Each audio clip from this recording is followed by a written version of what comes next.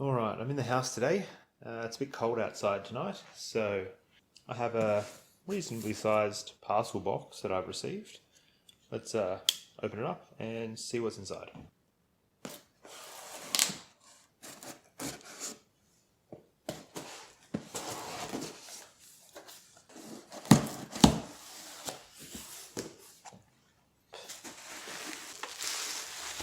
Let's get this bubble wrap removed.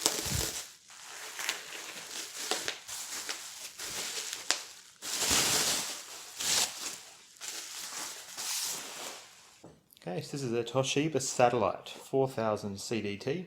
I'm pretty sure this is a Pentium 2 machine. I don't know if it works, so I bought it untested. Just came with just a laptop. It's a bit dirty. There's some dirt down here and on the screen.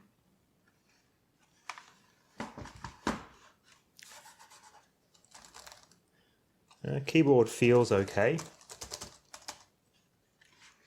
On the back, we've got model number, serial number, DC 15 volt in, 3 amps. Got the lights here, power, screen on I guess, battery, hard drive, floppy or CD. Does have a 3.5 inch floppy drive, a CD-ROM drive, expansion port. On the other side here we have, I believe, power switch, some audio ports, volume control. And then on the back, what do we have? So we've got the power, got a PS2 port for mouse or keyboard, USB, okay, early USB, IR, fan, and then we've got a VGA port, and then serial and parallel ports. Cool. So I'm going to see if I can dig out a charger for this thing and see if it actually turns on. So I went into my shed and had a bit of a dig around. I did find sort of a universal laptop charger. Now it does only have a single barrel jack on it right now. I'm about to find out if it is the right port. I suspect it's not. Nope. Wrong size connector. So I'm going to need to get a different connector or just get a different power supply. So I did a bit of a hunt online to look for a charger that would fit this laptop. And it was looking like I was going to be having to spend somewhere between $70 and $150 to get what I need. So I came up with a different idea. So the plan now is to see if I can get this open, figure out what's rattling around inside it, and replace this DC barrel jack with one from my wireless router that will actually fit the charger I have. This one's loose.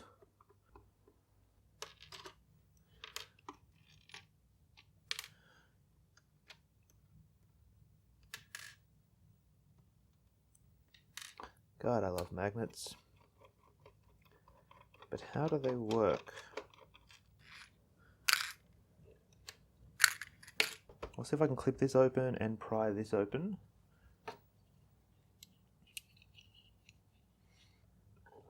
Yep. And there we go, that's the hard drive. 4.3 gigabytes, I can see under there. Slots out like that. Okay, we've got the hard drive. Hopefully this works. It'd be nice if it does. There we go, it slides across to unlock the battery. So that's unlocked. Oh, there we go. Ah, the whole thing comes out.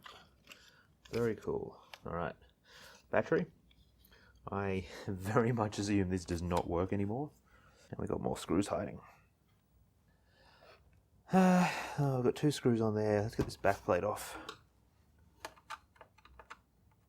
Like all through here, it's filthy and corroded. That's probably going to help. Ah, and the keyboard comes out. Aha! Progress. There we go. Should get that ribbon out. Okay, that's the keyboard. Windows logo is a registered trademark of Microsoft Corporation. More screws. Let's just keep unscrewing things until we get this open. I suspect there's clips holding some parts in place that I'm not seeing though. Okay, so this side wants to come open, but it's a bit... something's holding it. Alright, so I ended up getting this. There were just some plastic clips that needed to be sort of carefully unclipped. Plug for the speaker. Okay. I assume this is the video cable. Alright. I need to get out. There we go. Okay, so there's just another, this is probably the keyboard connector. Let's just push that out. Okay, there we go. So that is one Toshiba screen, keyboard, and video. So yeah, that's the video, that's the keyboard. Or, no, maybe the other way around. Anyway, we've got video and, yeah, video and keyboard, speakers. This all looks, okay. Okay, now, what do we got? This is feeling a lot lighter. Still feel something rattling around in here though. Does this just come off? It does, thank God. I don't know if I'm going to put this back on afterwards. I assume it's just some sort of like dust cover. Alright, so DC jack's back here. I can see the solder connectors for it there. So these three ports here are going to be the DC jack. That's actually what I want to remove. But to get to it, we're going to need to do a little bit more work. So we've got floppy here. Battery sits under here. Whoa, okay. I just spotted that. That is not great. Yeah, wow. Okay. So what we've got here is quite a lot of leakage from this little battery pack. So I think I'm going to need to get that out. Now that's going to control probably the BIOS battery. Yeah, wow. So there's this little heatsink thing. And look at this. So that's okay, but one of these at least has really leaked out all over there. Now, luckily this is actually not on the motherboards, so I've often seen, issues where that will leak out, but it will have been sitting here and leaked out all over the board. So thankfully they put it over here right on top of the battery. I'm not seeing any sign of this corrosion going through the plastic, which is good, but I'm going to want to clean that up and probably disconnect these batteries. There's actually 2 battery packs, interestingly enough. So I'm going to unplug those now.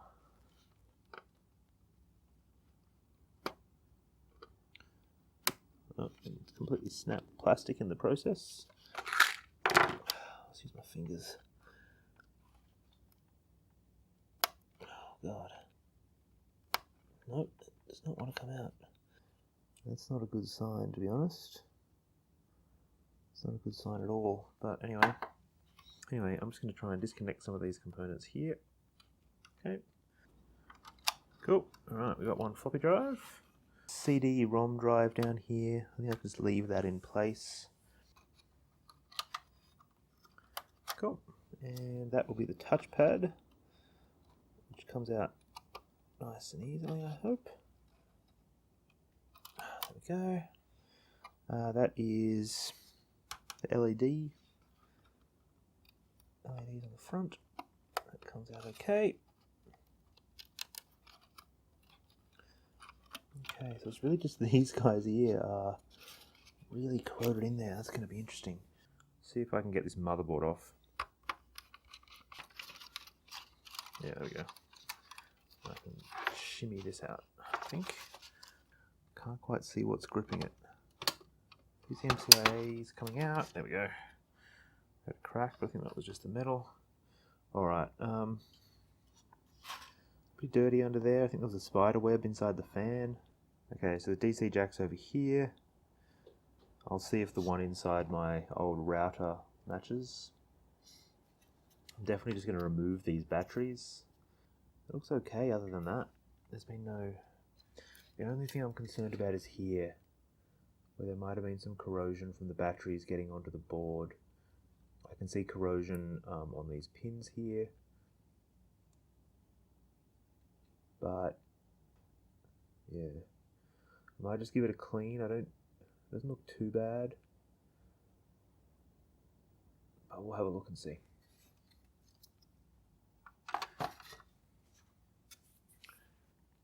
Here is an old ADSL router that I used to use when I had ADSL internet.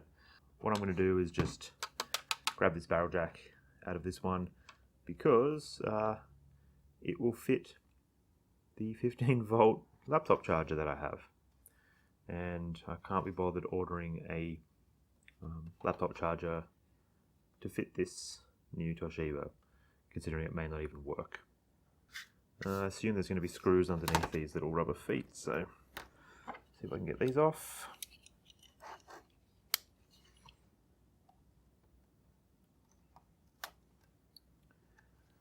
Yep, that looks about right. There we go. Okay.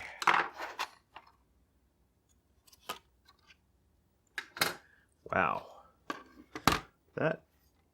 Wow. Okay. Let's see if this motherboard just pops out. It does.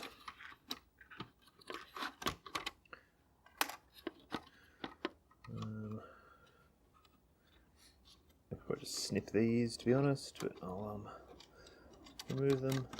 Put these in my parts drawer. Wi-Fi antenna connectors. Might be useful at some point, you never know. Probably not. Okay. That plastic's probably going to be going in the bin. Yeah, this thing's very dusty. Anyway, what I'm after is this guy. Might be some other components on here I might be able to salvage at some point. Some of these capacitors. Wow, it's dust and hair and fluff. Yeah, cool. I'll keep this around just to scavenge components from if I need them. Alright, so what I want is this guy. Let's see how we go.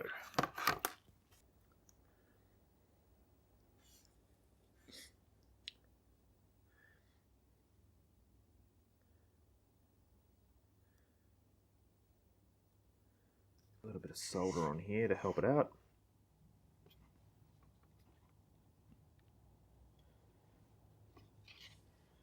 Yeah, that melts nicely. Let's try and wick some of this off.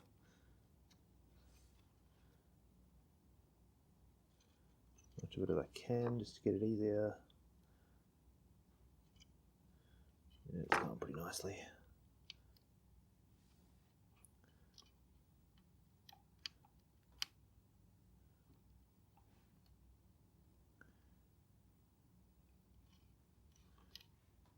Quite a bit of solder on here. Now, you usually want quite a bit of solder on these barrel jacks because they take quite a lot of force as you're plugging and unplugging things. God, face full of flux again. Lead fumes. Can't be good for me. If anyone wants to donate a fume extractor to the channel, that would be much appreciated. But since I only have about 5 people who watch this stuff, I am probably going to have to buy one myself.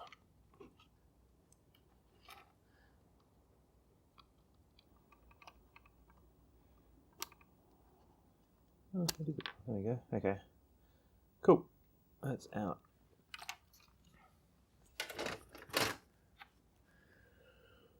Alright. I guess we now see if we can get this back into the laptop. So I did do a little bit of work off camera to get these battery cables off, and as you can see they've really corroded. And one of them I haven't been able to get the plastic out. I'm just going to leave that and come back to that. I'm hoping the board will work without these batteries connected. At the very least it would have had issues with them connected in their current state. So my plan now is basically just to get rid of this DC barrel jack and swap in this one. So as far as I can tell, they should be compatible. It's fairly standard. So I just need to remove this existing one using the same technique that I used to remove the other one. And we'll see how we go. Bit of flux on there for this one. I want to get this one done a bit more cleanly and effectively. Now it's already covered in flux in this area. As I said, this has been pretty hurriedly worked together, I think. Okay, get some flux on there. Get some of this solder off. Let's just mix it a bit. Okay. Avoid the fumes. Burn through wick when you're doing these larger pads. Just try and work some of these pins off. There's quite a bit left on that one actually. Let's separate those a bit. There we are. Come on. There we go. Okay. That's that one out. Just as a comparison. Yeah, you can see the difference between these two connectors here. This is, I think, 6.3mm with a 3mm pin. I think this is maybe a 5mm with a 1mm pin, 2mm pin, 2mm maybe. A bit more modern and standard. Anyway, let's see if I can get this in and see how it looks.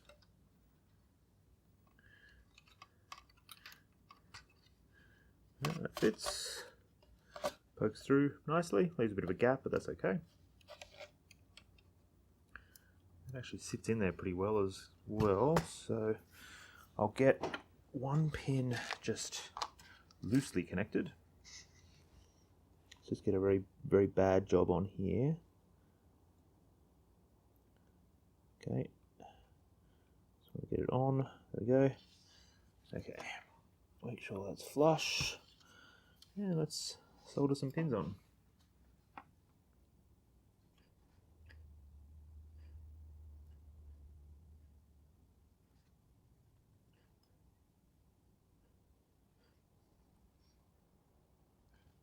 As I was saying, you want quite a bit of solder on these.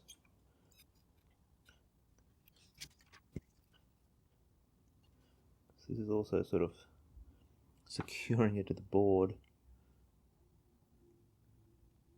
Right, there we go. Cool. Alright, I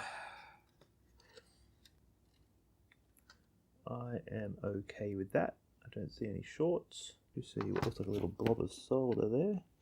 Just want to get rid of. There it is. Okay. Now, that is one brand new power jack for this laptop. Okay, I'm just going to try and put this back together as best I can. I'll do that off camera because it's finicky. And then we'll plug a charger in and see if this was a complete waste of time. Alright, so I've put this thing back together fairly loosely. If it does work, I'd like to give it a really thorough cleaning, so I didn't want to, put all the screws back in, basically. Let's just double check. The hard drive slot is not screwed in, but the hard drive is plugged in. Let's just double check that our new charger does fit into this. Let me just double check that, yeah, it is center positive. That fits pretty nicely. It's definitely making contact. I did check this in advance. It does appear to be the right connector. What I am going to do just before I plug this in directly is I'm just going to double check. This thing is on the 15 volt setting. It's got a few different settings. It's sort of a universal charger. And I'm going to plug this in, and I'm just going to use my multimeter to double check that the voltage is in fact center positive and that the voltage looks roughly correct. So let's plug this in. It's loose. Cool. Let me just find the multimeter. So we can see we're getting 15.3 volts and it's not showing negative. If I swap these around and put the negative pin in the middle, and the positive pin on the outside shield, we'll now see negative 15. So the polarity is showing as we'd expect. We want the negative on the outside and the positive on the inside. For anyone that doesn't know how that works, basically some power connectors will be the other way around. They'll have a negative on the inside, positive on the outside. It's very important when plugging any power supply into a device that you make sure that the polarity is correct, because otherwise you'll be sending the voltage the wrong way, basically, and you could seriously damage the device. If you are not sure, most devices will have a symbol, like this one here. Hopefully I can get that. Yeah, so most devices will have a symbol here. You can see this little symbol. So we've got DC in 15 volts, and then you'll see there's negative and positive with lines, and you'll see that the positive is sort of in the center of that circle with the negative on the outside of that middle circle. If the negative and the positive were around the other way, you'd see center is negative, but this is center positive, so that's an easy way to check. Well, I think it's a moment of truth. I'm going to plug this thing in. If it works, we might see some lights along here. If it doesn't, then I'll need to do some troubleshooting.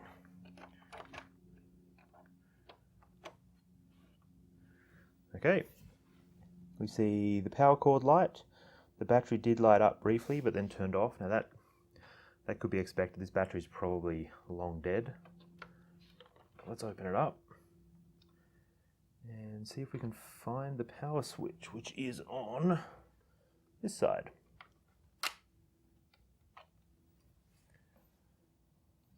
Wonderful, it's turning on. The screen's very dark. Got a bad checksum from the CMOS. That's expected because the battery's removed. So you should be able to see now we've got a bad checksum, CMOS, check system, then press the F1 key. So let's just hit F1. Okay, so what do we have? I'll see if I can get a better angle to the camera. So we've got a total of 32 megabytes of RAM, no password, battery save, pointing, keyboard. All this looks okay. Boot priority floppy, then hard drive, then CD-ROM. That's fine. Power on. Okay, I'm just going to leave all that. So let's go end, save changes and exit. Yes, let's reboot and see if we can boot.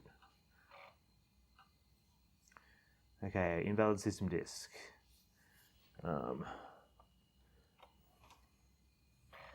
Now I expect the hard drive in here is probably dead.